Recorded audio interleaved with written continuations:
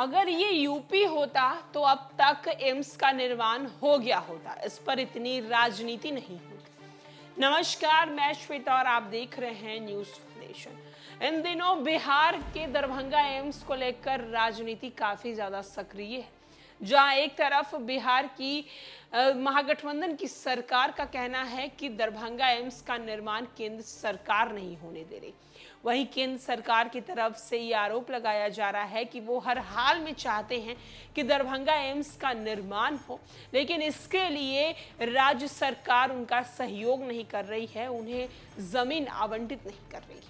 वहीं आपको बताते चले कि बीजेपी के एक बड़े नेता ने बयान दिया है। उन्होंने कहा है कि अगर ये योगी आदित्यनाथ की सरकार होती, अगर ये यूपी होता तो अब तक एम्स का निर्माण हो चुका होता।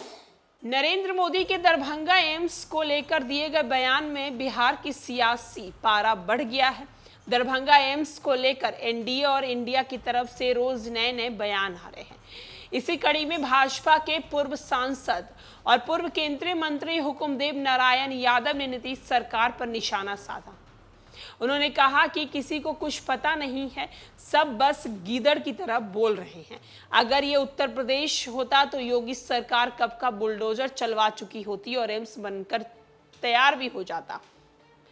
हुकुमदेव नारायण ने कहा कि भारत सरकार ने जिस समय दरभंगा एम्स के लिए मंजूरी दी थी, उससे पहले डीएमसीएच सर्वे कर लिया गया था। भारत सरकार की टीम ने डीएमसीएच परिसर को ही डेवलप कर एम्स बनाने की दिशा में कदम रखा, क्योंकि डीएमसीएच के पास में जमीन है, ये चारों तरफ से सुविधाजनक स्थान पर है। दरभंगा जंक्शन हिंदुस्तान के लगभग सभी मुख्य शहरों से जुड़ा हुआ है।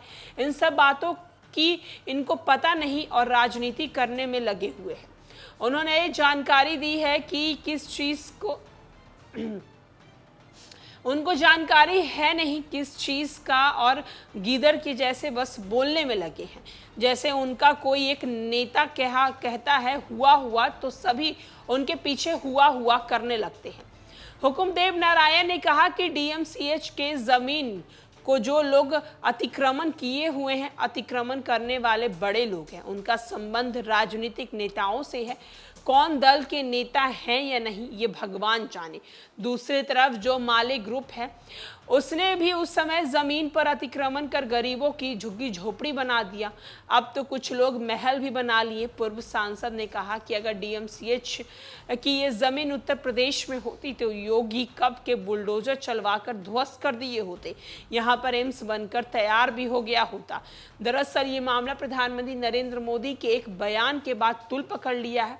प्रधानमंत्री नरेंद्र मोदी अपनी सरकार की उपलब्धियां गिनाते हुए देश के अलग अलग हिस्सों में बने एम्स के साथ दरभंगा एम्स के बन जाने की बात कही। इसके बाद डिप्टी सीएम तेजस्वी यादव, मंत्री संजय झा ने प्रधानमंत्री के बयान को सफेद झूठ बताया। इसके बाद अलग अलग नेताओं की ओर से अलग अलग बयान आने लगे।